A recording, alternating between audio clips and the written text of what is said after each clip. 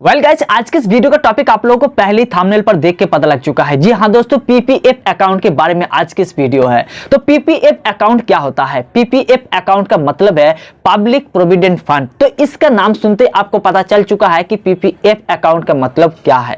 तो इस मतलब को समझाने के लिए पीपीएफ की अकाउंट की जो जानकारी आज के इस वीडियो के अंदर देने वाला हूं, इसलिए मैं कुछ ऐसे पॉइंट लिख रखा हूं जहां से आप लोगों को मैं क्लियर बता सकूं, क्लियर पॉइंट, तो एक भी ना छूटे, इसलिए इस कॉपी में लिख रखा हूं क्या क्या पॉइंट आपको बताना है। क्योंकि जब भी आप बैंक में जाते हैं, बैंक में जाने का मतलब होता है कि आपका कहीं ना कहीं सेविंग अकाउंट तो होगा, लेकिन सेविंग अकाउंट पे जो पैसा आपने इन्वेस्ट करते हैं यानी जमा रखते हैं, तो जमा रखने में क्या होता है कि आपको 2 से ढाई से 3% तक आपको ब्याज मिलता है। लेकिन पीपीएफ अकाउंट एक ऐसे अकाउंट है, यहाँ पे पैसा रखने पर आपको ब्याज तो मिलता ही है, लेकिन उसके साथ साथ आप अगर थोड़ा थोड़ा करके पैसा जमा करते हैं तो आपको इंटरेस्ट भी मिलता है ज्यादा से ज्यादा।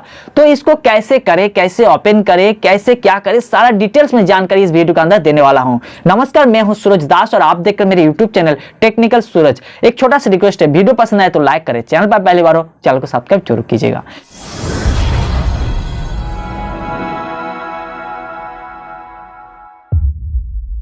यहां पे देख पा रहे हैं मैं पीपीएफ अकाउंट के बारे में 5 पॉइंट लिख रखा हूं। तो पहले नंबर है कि आपको जानकारी देना है कि पीपीएफ अकाउंट आखिर होता क्या है। दूसरा नंबर है कि इसे कौन कौन ओपन कर सकता है। तीसरा नंबर है कब इसे क्लोज कर सकते हैं, क्योंकि जब ओपन करते हैं तो आपको ये भी तो जानना जरूरी है कि कितना टाइम तक आप इसे चला सकते हैं, उसके बाद कितना टाइम के बाद आप क्लोज कर सकते हैं। और 4 नंबर पे है कि आप कितना टाइम से लेके इन्वेस्टमेंट कर सकते हैं, कितना टाइम तक आप इन्वेस्टमेंट कर सकते हैं। उसके बाद 5वां नंबर पे है कि लेटेस्ट इंटरेस्ट रेट क्या है। तो ये 5 चीजें के बारे में हम इस वीडियो के अंदर जानने वाले हैं। यहाँ पे देख पा रहे हैं कि पीपीएफ अकाउंट क्या होता है, यानी पब्लिक सेविंग्स लॉन्ग टाइम एक प्रोविडेंट फंड, जहां से आप थोड़ा थोड़ा करके पैसा जमा करके आप एक समय ज्यादा से ज्यादा पैसा यहाँ पे ले सकते हैं, फैसिलिटी ले सकते हैं। तो थोड़ा का मतलब क्या होता है कि पहले ये था कि पीपीएफ अकाउंट में आप जब भी जमा करने जाते हैं तो आपको एक बार ही जमा करना पड़ता है, चाहे आपका 1000 हो, चाहे 2000 हो, चाहे 5000 हो। यहाँ पे आपको मिनिमम सालाना यानी 1 साल के अंदर आपको 500 रुपया मिनिमम जमा करना ही है। उस 500 रुपया को अगर आप महीने में कन्वर्ट करते हैं, यानी 2 महीने में 100 रुपया देते हैं, इस तरह अगर कन्वर्ट करते हैं तो ये भी देख सकते हैं, अपना मोबाइल से भी ट्रांसफर कर सकते हैं। तो ये था प्रोविडेंट फंड यानी पीपीएफ अकाउंट। तो यहां पे क्या होता है कि यहां पे कौन कौन ओपन कर सकता है। तो आप अगर 5 साल, एक छोटा बच्चा है तो 5 साल से लेके 59 साल तक, एक बूढ़ा आदमी तक यहाँ पे पीपीएफ अकाउंट में पैसा जमा कर सकते हैं।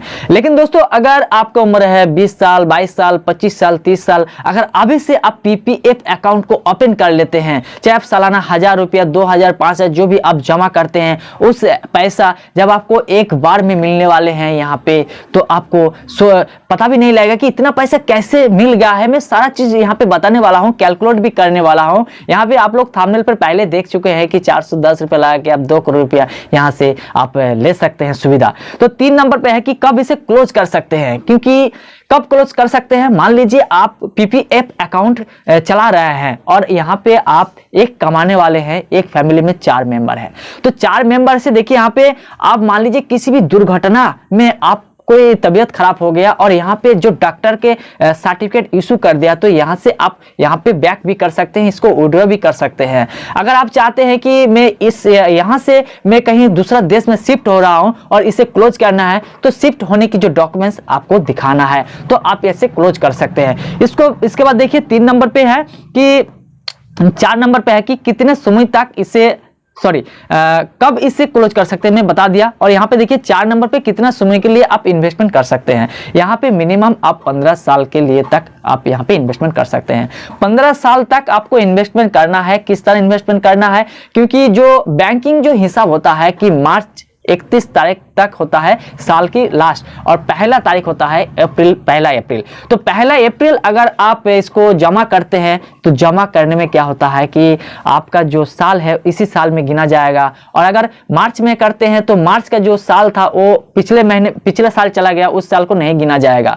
तो आप अगर चाहते हैं कि हर साल 500 रुपये, क्योंकि 500 रुपये आपको इन्वेस्टमेंट करना ही है, तो 500 रुपया हर साल अगर जमा करते हैं तो 15 साल के बाद जब निकालते हैं तो आप मल्टीप्लाई कर सकते हैं। यहाँ पे आपको जो मिलता है बहुत ज़्यादा से ज़्यादा अमाउंट मिलता है। यहाँ पे जो लेटेस्ट इंटरेस्ट रेट है बहुत ही ज़्यादा है, 7.1 आप लेटेस्ट इंटरेस्ट रेट यहाँ से ले सकते हैं। अगर मान लीजिए किसी भी कारण आप यहाँ से 2 साल चला लिया, 2 साल चलाने के बाद और 2 साल आप गैप मार दिया, यानी 4 साल के बाद आप देख रहे हैं कि 2 साल तो भरा नहीं है, अगर 500 रुपया करके चला रहे हैं तो आपको 50 रुपये एक्स्ट्रा चार्जेस देना पड़ेगा हर साल के लिए। और 500 रुपये जो आप अमाउंट दे रहे थे, मिनिमम अमाउंट, यहाँ पे मिनिमम अमाउंट जो 500 रुपया दे रहे थे, तो 2 साल के लिए जो 1000 रुपया और 2 साल की 50 रुपये का जो इंटरेस्ट है इसको भी आपको फाइन भरना पड़ेगा। यहाँ पे आप अगर 500 से लेकर 1.5 लाख तक यहाँ पे इन्वेस्टमेंट कर सकते हैं सालाना। एक फैमिली में एक ही मेंबर कर सकते हैं। अगर आपको कहीं भी पीपीएफ अकाउंट ओपन है और कहीं भी आप नहीं खोल सकते हैं दोबारा, तो यहाँ पे आप इन्वेस्टमेंट कर सकते हैं। लेटेस्ट इंटरेस्ट इतना है। उसके बाद देखिए जो 410 रुपया लगाकर अगर आप 410 रुपया डेली अगर इसको डालते हैं, यानी तो आप सोच सकते हैं कि एक महीने में आपका कितना हो रहा है। ठीक है, तो 12,000 12,500 रुपया हो रहा है। तो अगर आप महीना में 12,000 रुपये इन्वेस्ट करते हैं यहाँ पे, तो सालाना आप 1.5 लाख तक इन्वेस्टमेंट कर सकते हैं। 1.5 लाख आप कितना बार भी दे सकते हैं, डेली दे सकते हैं, 365 दिन में दे सकते हैं, यानी एक दिन भी दे सकते हैं। तो मैं आप लोगों को मैं रिक्वेस्ट करूंगा, जब भी आप पीपीएफ अकाउंट की जो आपका जमा करेंगे, जो आपका डेट जमा करेंगे, आपका जो इन्वेस्टमेंट करते हैं, जो 500 700 जो भी आप जमा करते हैं, तो 1 से लेके 5 तारीख तक के बीच में जमा करें। जब 1 से लेके 5 तारीख तक बीच में जमा करेंगे तो आपको इंटरेस्ट मिलता है। 5 तारीख के बाद जब आप जमा करते हैं यहाँ से आपको इंटरेस्ट रेट नहीं मिलता है, तो आपका नुकसान है। तो मैं चाहता हूं कि आप लोग 1 से लेके 5 तारीख तक के बीच में जमा करें। यहाँ पे अगर मान लीजिए अकाउंट होल्डर की अचानक डेथ हो गया, और डेथ होने का कारण जो लॉन्ग टाइम का जो टर्म था वो आपको टोटल फैमिली मेंबर को मिल जाता है, जिसके नाम पे नॉमिनी रहता है। आपको कुछ भी करने की जरूरत नहीं है। और मान लीजिए अगर आपका जो 15 साल की जो टाइमिंग था उस टाइमिंग पूरा हो चुका है और आप चाहते हैं कि उसी पैसा को दोबारा में इन्वेस्ट करो, तो कैसे इन्वेस्ट करें? तो इन्वेस्ट करने के लिए उसीलिए आपको क्या करना है कि बैंक में जाना है। बैंक में जाके आपको एक लिखित एप्लीकेशन देना है कि मैं इस पैसे को फिर से इन्वेस्टमेंट करना चाहता हूं। तो ऑटोमेटिक कितना साल के आप इन्वेस्टमेंट करना चाहते हैं तो इन्वेस्टमेंट कर सकते हैं।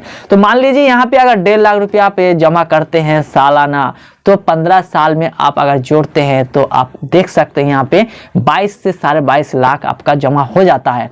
तो यहाँ पे जो आपका इंटरेस्ट रेट मिलता है, यहाँ पे आपको करोड़ों रुपया मिल जाता है। तो करोड़ रुपया अगर उसको इन्वेस्टमेंट कर देते हैं तो 15 साल नहीं, 4 से 5 साल के अंदर, 6 साल 8 साल के अंदर आपको उसको डबल मिल जाता है, 2 करोड़ रुपया बन जाता है।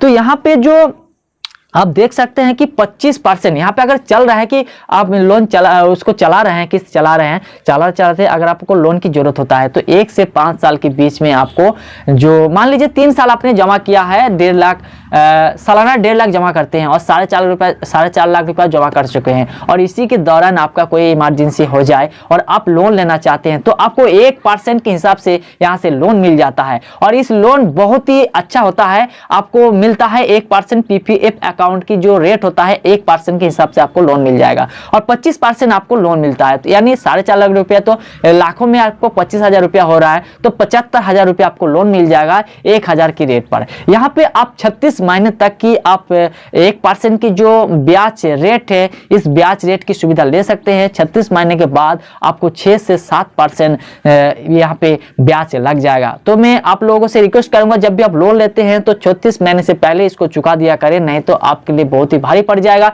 जो आप जमा कर रहे हैं उससे ज्यादा आपको इंटरेस्ट लग जाएगा।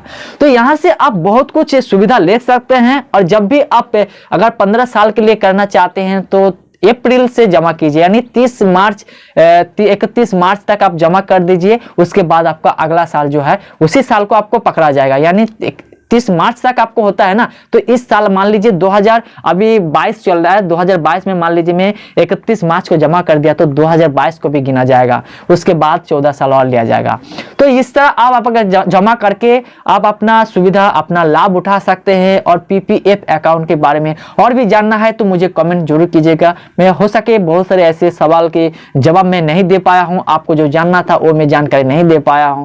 तो आई होप आप लोगों को मैं जो भी मैं समझाना चाहता हूं उससे समझा नहीं पाया, उतना समझा नहीं पाया। अगर आपको आपको रिक्वेस्ट करता हूं कि अगर आपको संतुष्ट नहीं हो रहा है तो मुझे कमेंट करें, मैं उसके जानकारी आपको कमेंट के माध्यम से दिया करूंगा। चलिए दोस्तों, तब तक के लिए जय हिंद, जय भारत।